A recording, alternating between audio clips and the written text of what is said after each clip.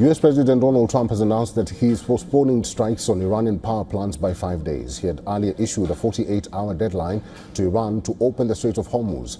That deadline was about to end in a few hours, but now it seems to have been extended. Trump claimed a number of things in his social media post announcing the postponement. He said that the US and Iran had very good and productive conversations. He said the countries were working towards a complete resolution of hostilities.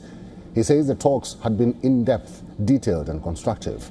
He added that the talks will continue throughout this week and that the 5-day postponement of strikes on Iranian power plants is subject to how the talks go. Meanwhile, Fox Business says that Trump told them that Iran wants to make a deal badly. They say Trump told them that a deal could be reached within 5 days or sooner. Meanwhile, a reporter from Axios said that Turkey, Egypt and Pakistan have been passing messages between the US and Iran over the past 2 days. He claimed they were doing this in an effort to de-escalate. However, Iranian media has been reporting the complete opposite so far. Various Iranian news agencies say that no negotiations are taking place between the US and Iran. Iran's Fars news agency has cited sources and said that neither direct nor indirect talks have taken place between the two countries. The Tasnim agency said that Iran will continue to respond to attacks and broadly defend its territory. It also reported that Iranian officials say that the Strait of Hormuz will not return to pre-war conditions. The Mahar news agency cites Iranian foreign ministry sources who say that Trump's statement is meant to decrease energy prices and buy him time to make military plans. Oil prices have reacted sharply to Trump's statement. They are already down by over 13%. But is Trump's statement really just a ploy, or is he seriously considering an exit strategy from the war in Iran? Trump has been facing mounting questions and heavy criticism over the war. On Sunday, former CIA director and ex-defense secretary Leon Panetta gave an interview to The Guardian. Panetta slammed Trump's failure to grasp how crucial the Strait of Hormuz was. Meanwhile, former Israeli Prime Minister Ehud Barak gave an interview to Israel's Channel 13. He said that to secure the Strait of Hormuz now, Trump would have to put boots on the ground. Barak said that sending soldiers is how American wars in Vietnam, Iraq and Afghanistan started to fail. So has Trump decided to wind down the war to avoid another disastrous military campaign for the US? And what happens to Israel if Trump decides to stop fighting? On Sunday, Israeli Prime Minister Benjamin Netanyahu called on more countries to join the war in Iran. But will he still have the appetite to keep fighting if Trump exits? Iran's missile strikes on Israel on Saturday night proved that Israeli defenses are not impenetrable and that Israeli warning systems are not always enough to prevent casualties.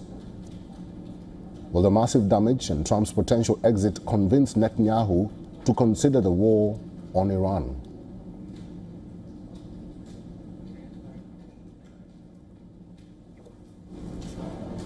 Let's talk to our correspondent Shreya Upadhyay. She is in the newsroom in Delhi. Shreya, Trump made his statement, but Iranians are not really convinced about what Trump said. There is a lot of to and fro that has been going on in the last few hours after the US President Donald Trump made that announcement of the US halting military strikes on Iran's energy infrastructure for a 5-day period. Just minutes after that, Iranian media started quoting sources within the Iranian leadership saying that there have been no direct contact or direct talks between Iran and America. And even as we speak now, there is another Axios report that is quoting sources saying that in the last few days, Turkey, Egypt and Pakistan, these three countries have been relaying messages between Iran and America. And Donald Trump's two men, Jared Kushner and as well as Steve Witkoff, have been holding separate telephonic conversations as well as meetings with representatives from these countries as well as Iranian representatives. In fact, Donald Trump has also been quoted by American news channel Fox News as saying that he doesn't know what Iran is speaking about as far as denying these talks are concerned. So we'll really have to wait and watch what the truth is. But at the moment, these past few hours have been statement after statement, counter statement, contradictory statements, all of them coming in this latest verbal spat. And amid all of this, Eric, what's important to remember is that oil supplies and markets, oil prices prices as well as markets have been volatile. Oil prices, as you said, have fallen 13%, but the markets have been volatile as well, particularly the S&P 500, right from, when this announcement was made till the time Iran denied these direct talks with the United States. There has been a lot of volatility in the markets as well.